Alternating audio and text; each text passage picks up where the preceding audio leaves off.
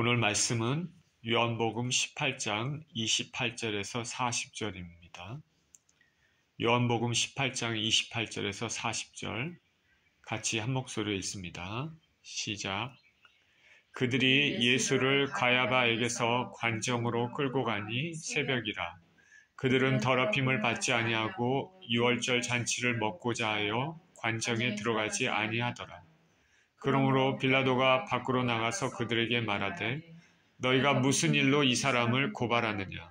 대답하여 이르되 이 사람이 행악자가 아니었더라면 우리가 당신에게 넘기지 아니하였겠나이다. 빌라도가 이르되 너희가 그를 데려다가 너희 법대로 재판하라. 유대인들이 이르되 우리에게는 사람을 죽이는 권한이 없나이다 하니 이는 예수께서 자기가 어떠한 죽음으로 죽을 것을 가리켜 하신 말씀을 응하게 하려 함이로라. 이에 빌라도가 다시 관정에 들어가 예수를 불러 이르되 내가 유대인의 왕이냐? 예수께서 대답하시되 이는 내가 스스로 하는 말이냐? 다른 사람들이 나에 대하여 내게 한 말이냐? 빌라도가 대답하되 내가 유대인이냐? 내 나라 사람과 대제사장들이 너를 내게 넘겼으니 내가 무엇을 하였느냐? 예수께서 대답하시되 내 나라는 이 세상에 속한 것이 아니니라. 만일 내 나라가 이 세상에 속한 것이었었다면 내 종들이 싸워 나로 유대인들에게 넘겨지지 않게 하였으리라. 이제 내 나라는 여기에 속한 것이 아니니라. 빌라도가 이르되 그러면 내가 왕이 아니냐? 예수께서 대답하시되 내 말과 같이 내가 왕이니라. 내가 이를 위하여 태어났으며 이를 위하여 세상에 왔나니 곧 진리에 대하여 증언하려 함이로라. 무릇 진리에 속한 자는 내 음성을 듣느니라 하신대. 빌라도가 이르되 진리가 무엇이냐 하더라. 이 말을 하고 다시 유대인들에게 나가서 이르되 나는 그에게서 아무 죄도 찾지 못하였노라. 유월절이면 내가 너희에게 한 사람을 놓아주는 전례가 있으니 그러면 너희는 내가 유대인의 왕을 너희에게 놓아주기를 원하느냐 하니 그들이 또 소리질러 이르되 이 사람이 아니라 바라바라 하니 바라바는 강도였더라. 아멘. 내가 유대인의 왕이냐라는 제목으로 말씀을 나눕니다. 생명의 주님 감사와 찬양을 드립니다. 사순절을 지나면서 우리 주 예수 그리스도의 고난과 희생을 생각해보는 시간을 갖기를 원합니다. 하나님 오늘 말씀 가운데 하나님의 크신 은혜와 사랑을 체험케 하여 주옵소서. 감사합니다. 우리 주 예수 그리스도 이름으로 기도합니다. 아멘.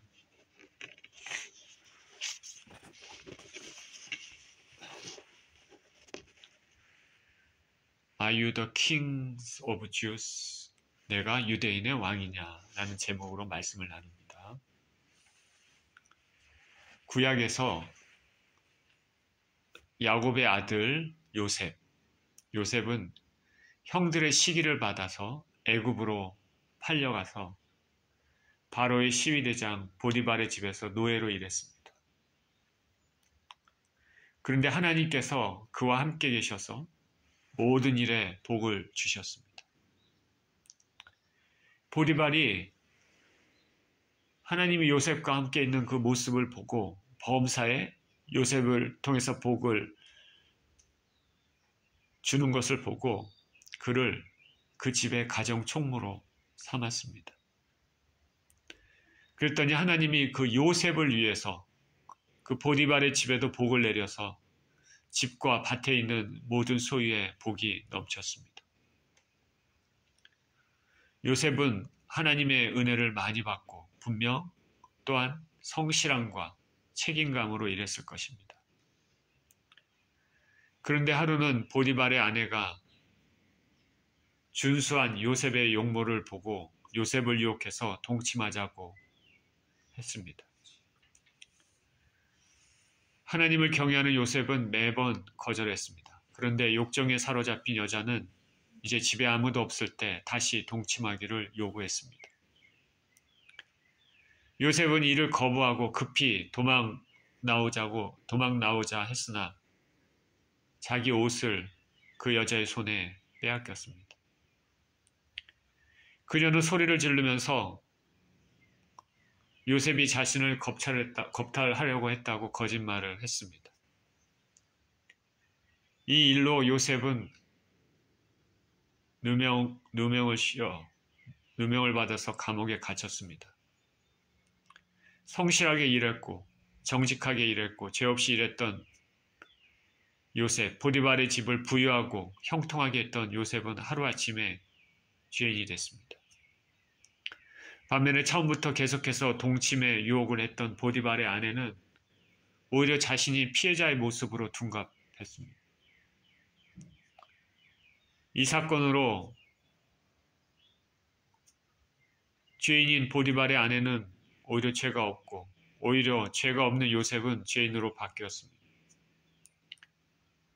흔히 우리는 구약의 이 요셉을 우리 주 예수 그리스도를 예표한다고 얘기합니다. 오늘 본문도 죄 없으신 예수님이 죄인으로 바뀌어지는 모습을 담고 있습니다. 예수 그리스도께서는 우리 주님께서는 가시는 곳곳마다 귀신을 쫓아내고 아픈 사람들의 병을 고치고 하늘나라의 복음을 전하고 생명을 살리는 일을 하셨습니다.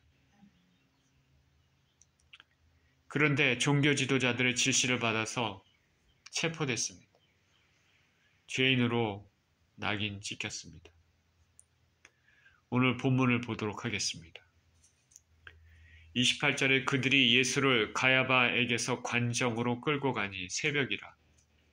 그들은 더럽힘을 받지 아니하고 유월절 잔치를 먹고자 하여 관정에 들어가지 아니하더라. 예수님께서는 겟세마네 동산에서 간절히 하나님 앞에 기도하신 후 체포되셨습니다.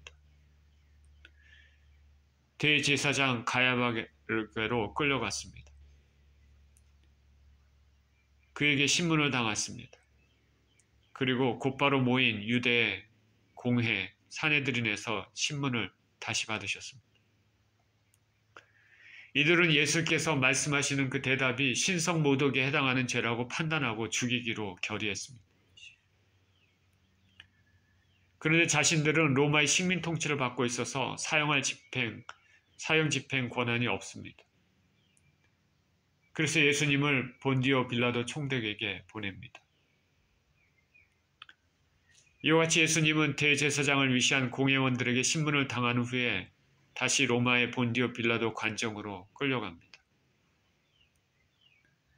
예수님을 끌고 간 유대인들은 더럽힘을 받지 않으려고 유월절 잔치를 먹고자 해서 예수님만 넘겨주고 관정 안으로 들어가지 않았습니다. 유대인은 이방인과 접촉하면 더럽게 된다고 믿었습니다.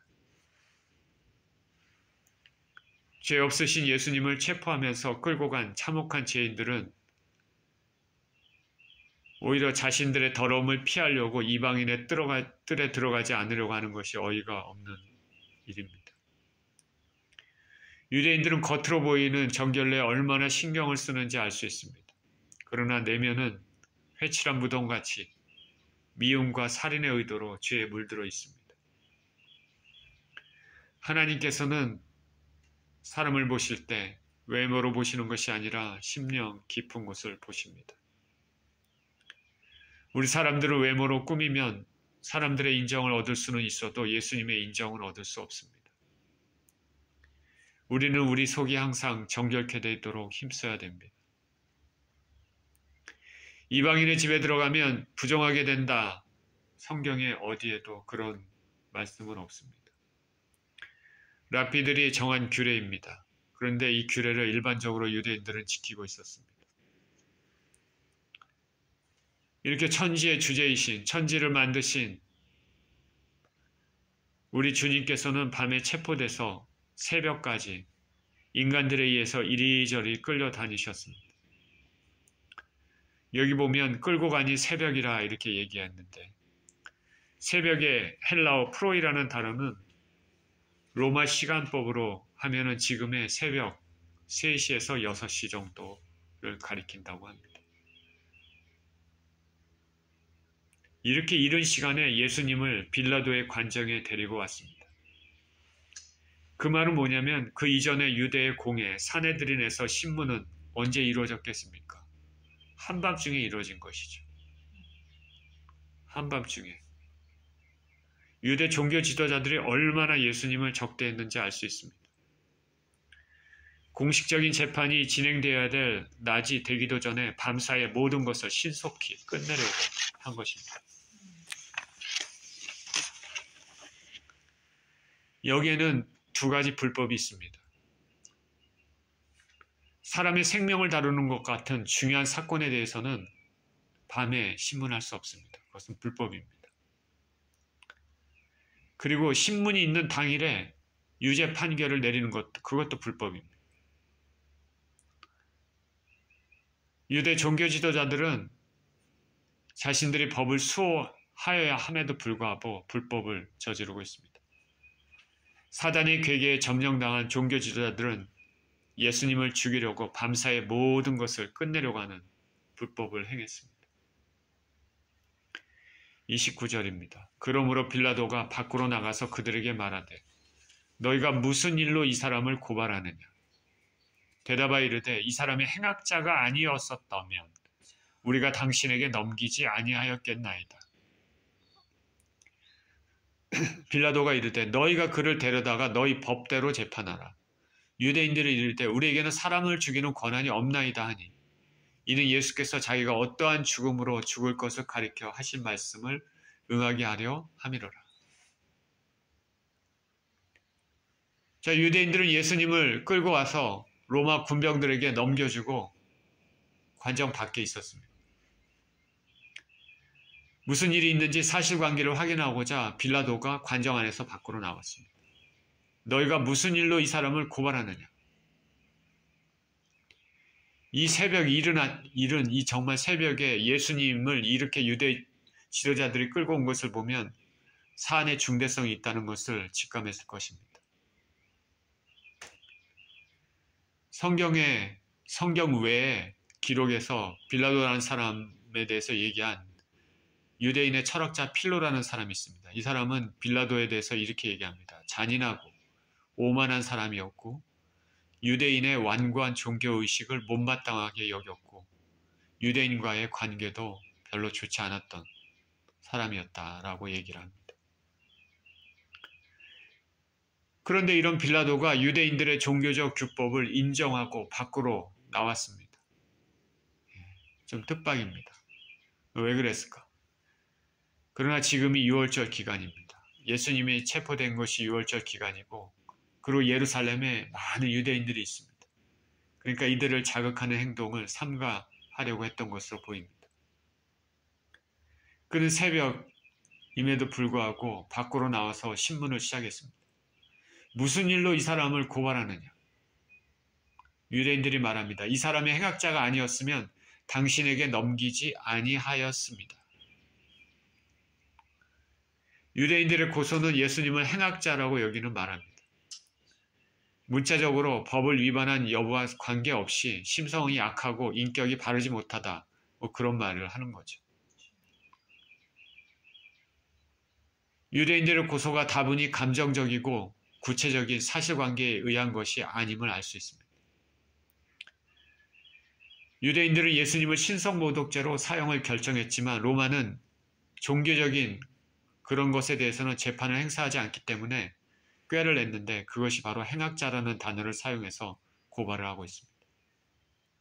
이 행악자라는 말을 통해서 로마에 반란을 일으킬 수 있는 위험인물이라는 것을 내세우려고 한 것이죠. 그런데 이 유대인의 고소도 위증이죠. 불법입니다. 예수님은 공생의 전 기간을 통해서 착한 일만 하셨기 때문에 그렇습니다. 세상에 속한 자는 자신들의 이익을 위해서 속여서 재판을 넘기는 일도 지금도 일으키고 있습니다. 예수님은 성경 이사야 53장 12절의 예언대로 유대인들에게 범죄자 중 하나로 헤아림을 입었습니다. 예수님은 처음부터 앞뒤가 맞지 않는 것을 가지고 예수님에 대한 고소가 시작됐습니다. 빌라도가 말합니다. 너희 법대로 재판하라.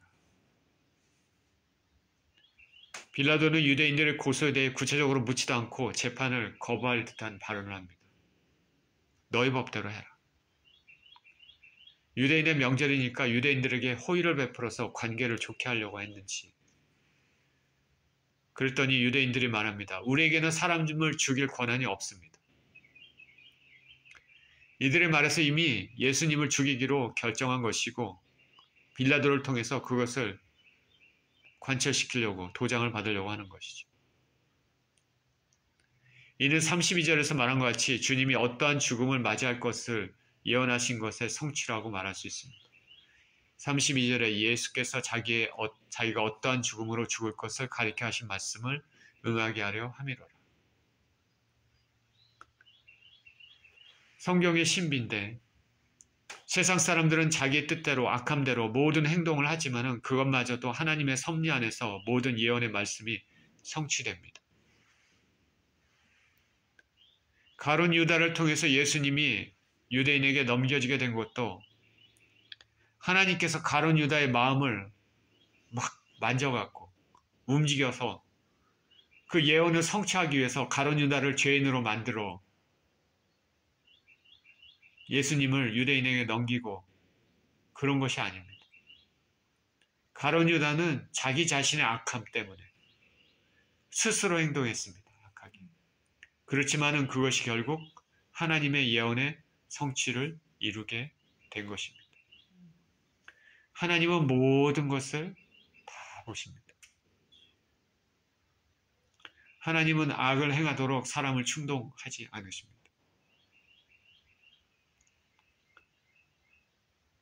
그러나 하나님의 예언은 사람들의 악에 의해서 스스로 결국에는 섭리에서 다 이루어집니다. 33절 이에 빌라도가 다시 관정에 들어가 예수를 불러 이르되 내가 유대인의 왕이냐? 예수께서 대답하시되 이는 내가 스스로 하는 말이냐 다른 사람들이 나에 대해서 내게 한 말이냐? 유대인들이 우리에게는 사람을 죽일 권한이 없다고 말하니까 빌라도가 다시 관정에 들어갔습니다. 유대인들이 자기들의 종교적인 규범을 준수하기 위해 관정에 들어가지 않고 예수님만 인도한 후 밖에서 기다리고 있었기 때문에 빌라도가 왔다 갔다 들어갔다 나왔다 하면서 신문을 해야 하는 천국이 벌어지고 있습니다. 관정 안에서 빌라도가 예수님께 질문합니다. 내가 유대인의 왕이냐? 이 질문은 갑작스럽고 뜻밖이죠. 갑자기 유대인의 왕이냐고 묻는 거는 뜻밖입니다. 빌라도가 예수님이 유대인의 왕이라고 사람들이 말하는 것을 들었나? 근데 오늘 본문 요한복음에서는 언급하고 있지 않지만 누가복음에서는 유대인들이 예수님을 세 가지 죄목으로 고발한 것을 알 수 있는데요. 누가복음 23장 2절에는 이렇게 얘기합니다. 무리가 다 일어나 예수를 빌라도에게 끌고 가서 고발하여 이르되 우리가 이 사람을 보매 우리 백성을 미혹하고 가이사에게 세금 바치는 것을 금하며 자칭 왕 그리스도이라 하더이다 하니 빌라도가 예수께 물어 이르되 내가 유대인의 왕이냐?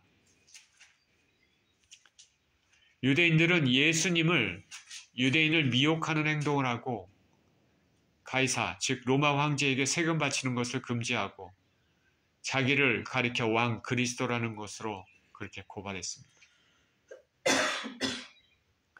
빌라도는 이 중 특별히 세 번째 자칭 왕 그리스도 즉 유대인의 왕인지를 묻고 있습니다.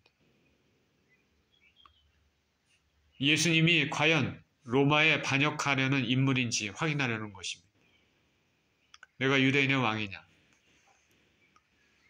근데 잘 생각해 보십시오. 이거는 굉장히 영적인 질문입니다.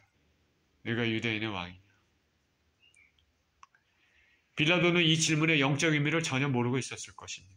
단지 예수님이 무력으로 유대를 로마로부터 해방시킬 왕으로만 생각했을 것입니다. 세상 사람들은 영적으로 무지합니다. 알려고 하지도 않습니다.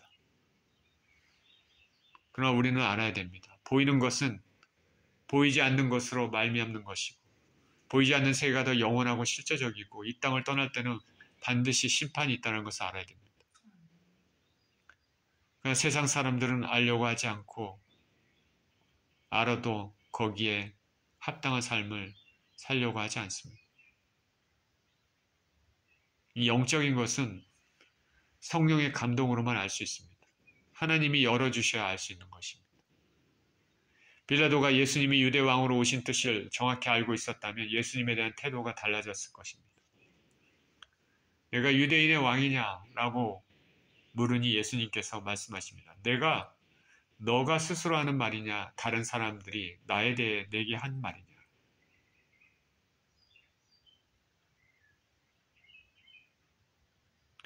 유대인들 입장에서는 빌라도에게 예수님을 넘겼을 때 자칭 왕 그리스도를 빌라도가 이 정치적인 의미로 이해하기를 원했을 것입니다. 즉 유대 왕으로 로마를 해방시키려고 하는 선동가로 그 빌라도가 알기를 원했겠죠. 그래서 예수님을 사형 판결을 받게 하려고 했을 것입니다. 만약 빌라도도 예수님을 그렇게 생각했다면 여기서 예수님은 아니다라고 부정했을 것입니다. 반면 빌라도가 진실한 일부 유대인들처럼 그리스도 즉 메시아로 종교적인 의미로 예수님을 이해했다면 예수님은 내 말이 맞다라고 긍정의 답변을 하셨을 것입니다. 근데 예수님은 빌라도에게 너 스스로 판단해서 행동하라. 그런 의미로 너가 스스로 하는 말이냐, 다른 사람들이 나에 대해서 내게 한 말이냐라고 되묻습니다. 그랬더니 빌라도가 이렇게 얘기합니다. 35절에. 빌라도는 잘 모르죠. 빌라도는 육신의 말을 하지만 예수님은 영적인 말을 하고 있으니까. 빌라도가 대답하되 내가 유대인이냐?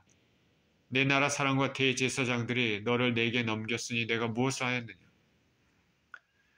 예수님의 대물음에 빌라도가 말합니다. 나는 유대인이 아니라 모른다. 너희 나라 사람과 대제사장들이 너를 나에게 넘겼다. 무엇을 하였느냐? 빌라도의 관심은 왜 유대인들이 동족 예수님을 고발했는지 알고 싶습니다. 내 나라 사람과 대제사장들이 너를 내게 넘겼으니 내가 무엇을 하였느냐. 자, 이 말에서 죄의 무거운 책임이 누가 더 있겠습니까? 예수님을 죽인 책임은 사형으로 언도한 빌라도에게도 있지만 무엇보다도 먼저 시작한 유대인 종교 지도자들에게 있음을 명확히 보여주는 것이죠. 빌라도는 떠밀려서 재판을 진행하고 있고 실질적으로 재판을 이끌어간 세력은 대제사장들을 포함한 종교 지도자들입니다. 죄 없으신 예수님의 피값을 이들 종교 지도자들과 이들의 동조한 유대인들은 추후에 다 받게 될 것입니다.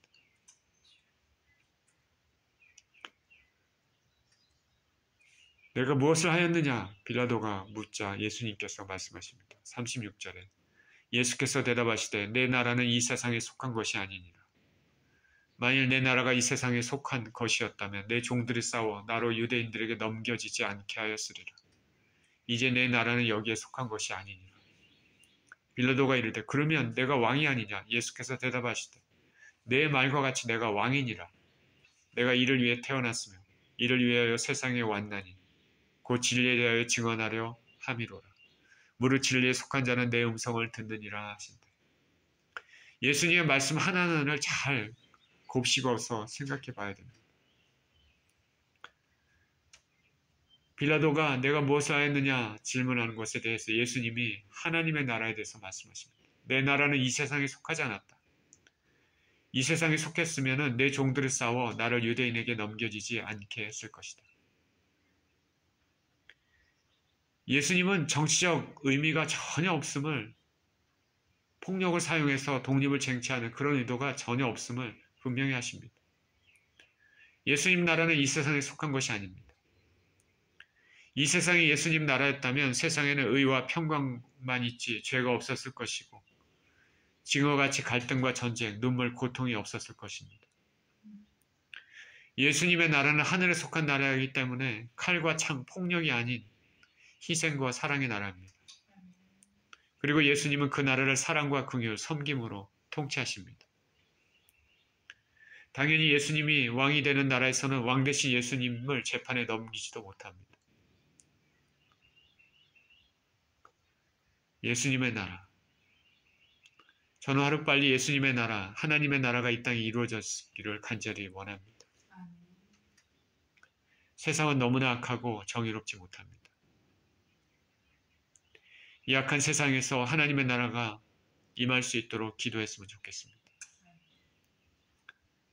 내 삶과 내 주의 삶, 내 집과 내 가정과 내 직장과 내 주위에 내가 사는 곳이 먼저 예수님의 나라가 돼서 예수님이 통치하는 곳이 되기를 축원드립니다. 아멘. 그런데 빌라도는 이 예수님의 말씀, 예수님의 나라를 이해하지 못합니다. 육신에 속한 사람은 육신의 말을 하고 육신에 기반해서 이해합니다. 영적인 것은 영적인 것에 의해서 이해될 수 있습니다.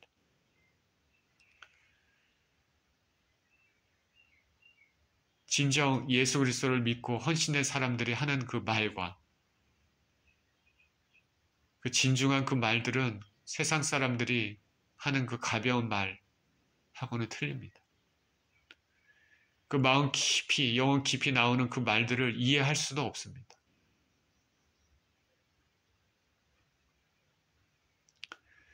저와 여러분이 육신에 속했을 때에도 이 세상의 가치관과 이 세상에서 배운 것에 기반해서 생각하고 판단을 했습니다.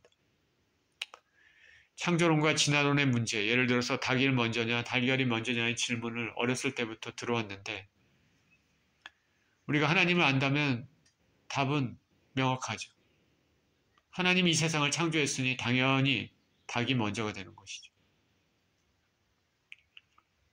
그러나 육신에 속한 사람들은 갸우뚱갸우뚱합니다.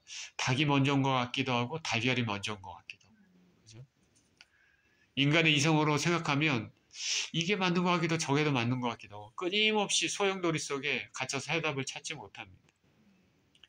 그러나 우리 주 예수 그리스도를 믿고 하나님의 살아계심을 믿고 천지를 창조하신 하나님을 안다면 닭이 먼저라는 것을 알 수 있죠.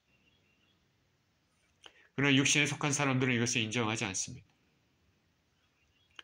빌라도의 질문은 어찌 보면 자연인 보통 사람의 질문이지만 예수님의 대답은 하늘나라에 속한 대답이니까 육신의 사람 빌라도는 무슨 말을 하는지 이해할 수 없었을 것입니다.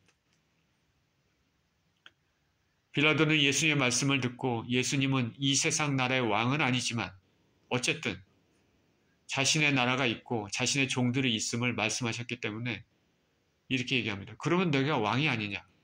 되묻습니다. 이에 대해 예수님께서는 또한 영적인 대답을 하십니다. 내 말과 같이 내가 왕이다. 나는 이를 위해 태어나서 세상에 왔다.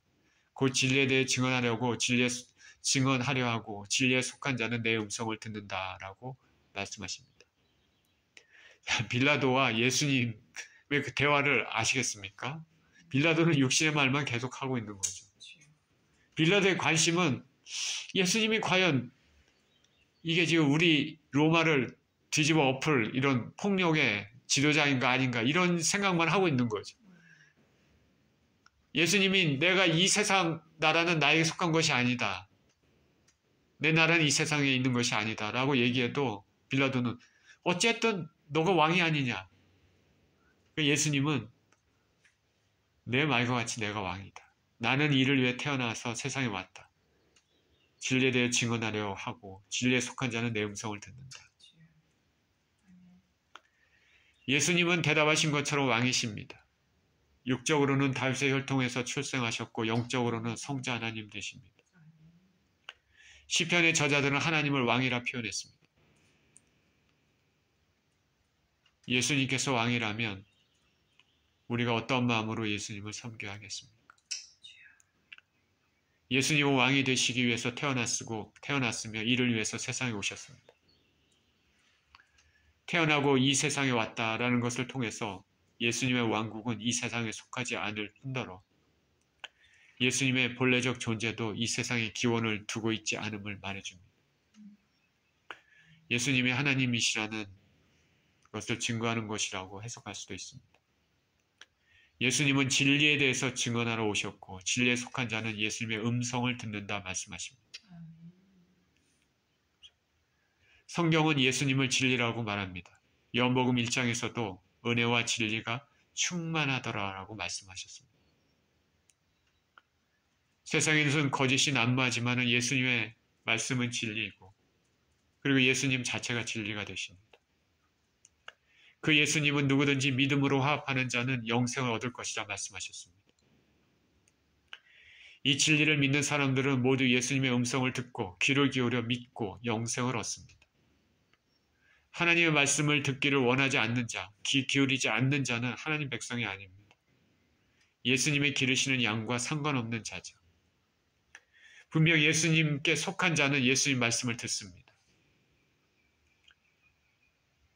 내가 지금 예수님 말씀을 듣는 자, 귀 기울이는 거 듣고 실천하는 자인지 생각해 보시기 바랍니다. 진리에 속한 자는 예수님 진리의 말씀을 들으니까 하나님께서 보내지 않으면 아무도 예수님께 나올 수가 없음을 말해줍니다.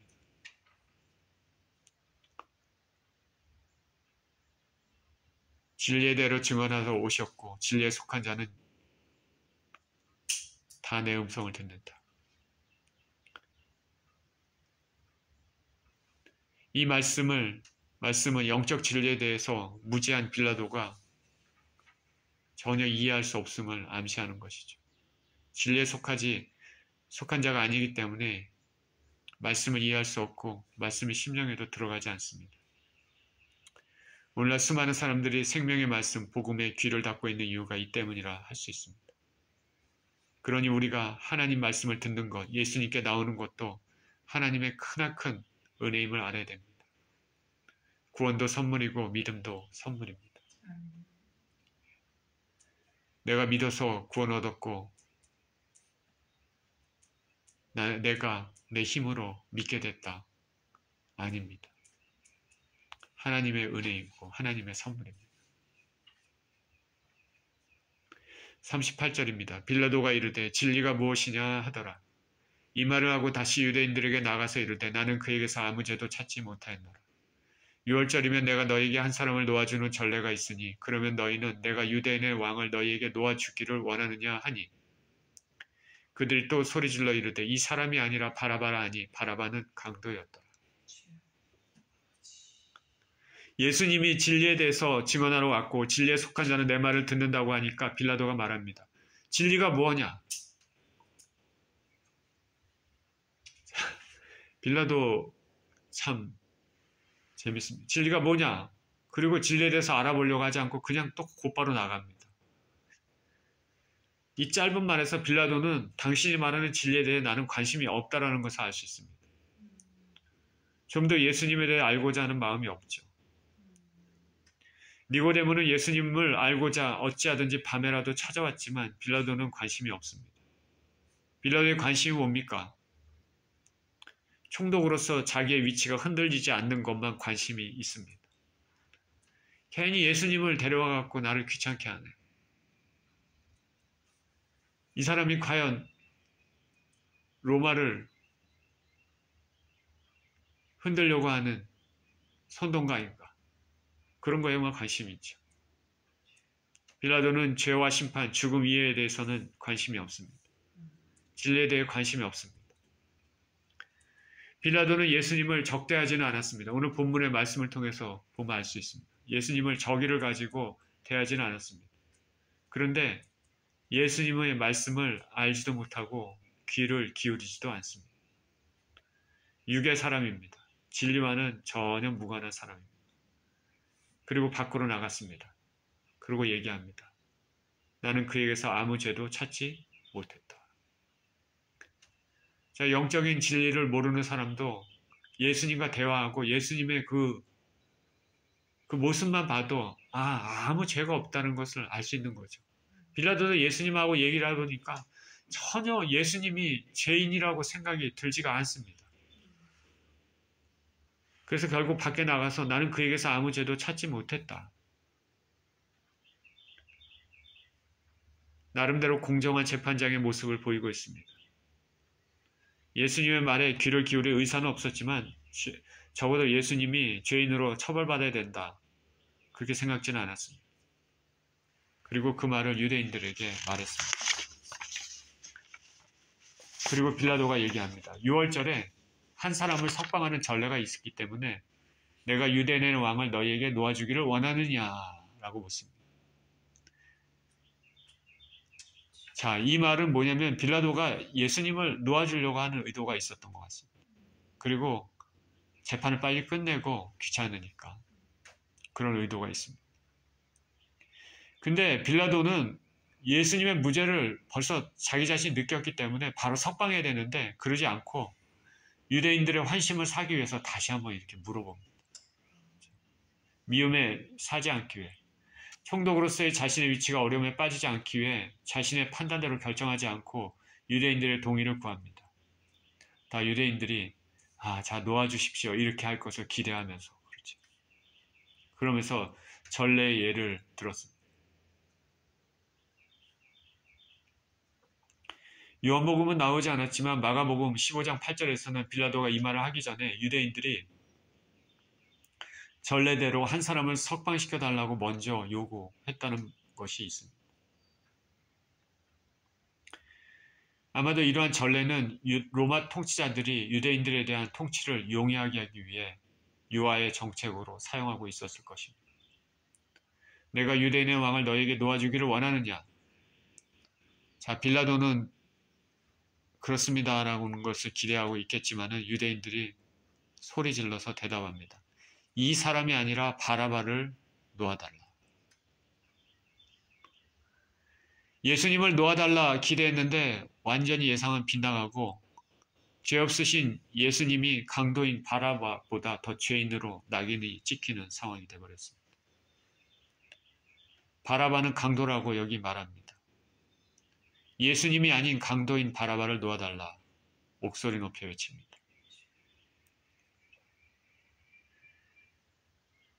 집단의 광기죠. 사회가 이상하면 이런 집단적인 광기로 분위기가 바뀌는 경우가 많습니다. 과거 히틀러도 그랬습니다. 정상적인 사람이라면 그의 정책과 태도가 분명 미친 사람 같겠지만 당시의 분위기는 그를 위대한 지도자로 따르는 분위기였습니다. 그리고 지금 급진 중동의 많은 테러 단체들도 그렇습니다. 정상적인 사람이라면 미친 것으로 판단하지만 그렇지 않습니다. 그리고 조심스럽지만 선거철만 되면 정치인들이 그럴듯한 말로 사람들을 현혹하죠. 이성이 있고 정상적인 사람이라면 잘 봐야 됩니다. 인간은 존귀한 존재지만 하나님을 떠난 인생들은 멸망으로 가는 짐승과도 같은 존재죠.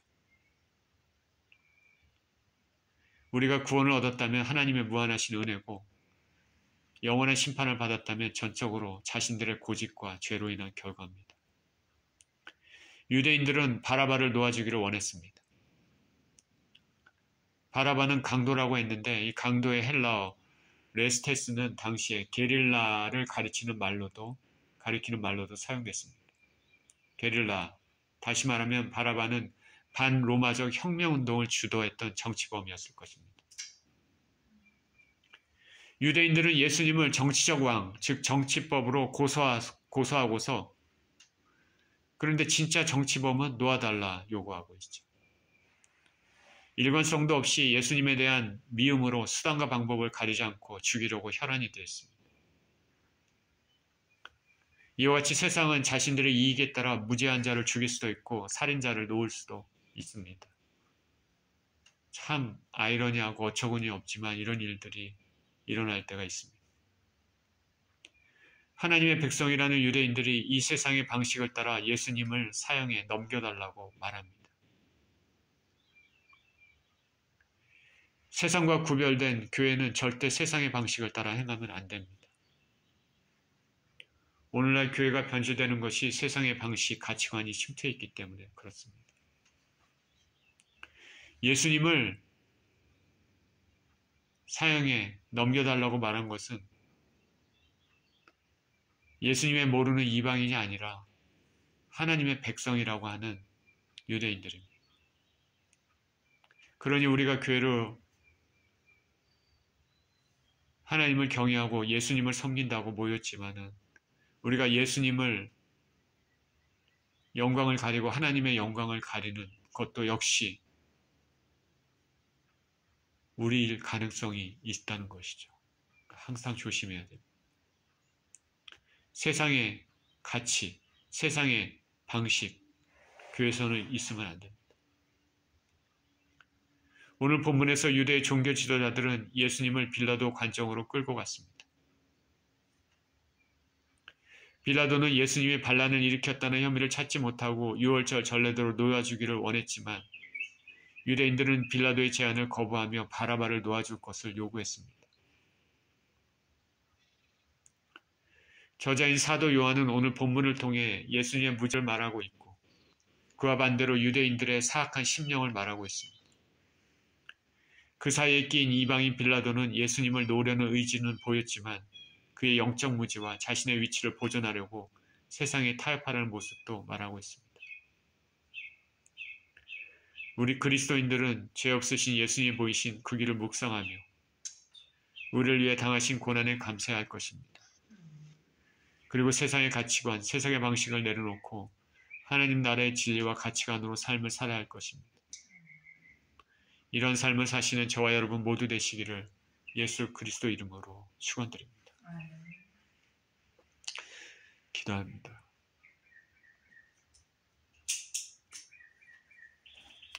하나님 아버지, 죄 없으신 예수님께서는 우리를 위하여 죄인된 모습으로 사형에 넘겨지게 되었습니다. 하나님 우리 아버지, 이것이 모두 우리의 죄고 우리의 부족함이고 우리의 악함입니다. 우리가 이렇게 악하고 부족한다는 것을 아시면서도 묵묵히 이 모든 것들을 당하시고 고통을 감내하시고 피 흘리시고 십자가에서 죽으셨습니다. 하나님 우리 아버지, 우리 인간의 사랑으로는 하나님의 사랑을 이해하기가 참 힘들고 알 수도 없지만 그 무한하시고 놀라우신 주님의 사랑을 조금이라도 알고 기억하고 이 땅을 살아가는 우리가 되게 하여 주시옵소서. 우리가 예수 그리스도를 믿게 된 것도 예수 그리스도의 피뿌림을 얻어 하나님 앞에 나가게 된 것도 다 하나님의 은혜이고 다 하나님의 사랑입니다. 하나님 우리 아버지, 우리가 이 주님의 은혜와 이 사랑을 끝까지 붙잡고 반드시 승리해서 천국의 문을 통과하는 인생들 다 되게 하여 주시옵소서. 오늘 말씀을 통해서 우리 주 예수 그리스도께서 아버지 하나님 터무니없이 누명을 시험을 받고 고통을 아버지 하나님 그 죄인처럼 그렇게 아버지 하나님 낙이 찍히는 것을 오늘 읽었습니다. 하나님 우리 아버지 감사합니다. 우리가 주님의 은혜와 그 사랑을 잊지 않고 살아갈 수 있도록 축복하여 주옵소서. 감사드리며 우리 주 예수 그리스도 이름으로 기도합니다. 아멘.